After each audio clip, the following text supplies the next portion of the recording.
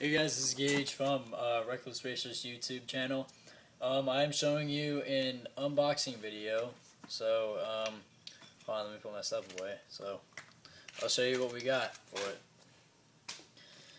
Well, since I already opened up the box, I'm just gonna show you in order from what they came from.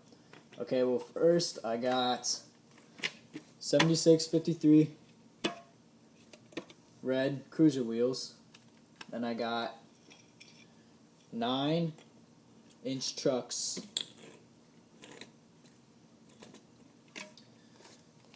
Then I hooked them up with some really nice spacer pads right here, dual, and they're like on a slope, so it'll be easier to pop the tail up in the nose. I got Lightspeed 1.5 hardware, nuts and bolts, and then I got, let's see this, bearings. They are two different colors. They're dual, so I have them in yellow, and then I have them in clear. So we'll see how that works out. So thanks for watching this video. Like, rate, comment, and subscribe. Thanks guys, see ya.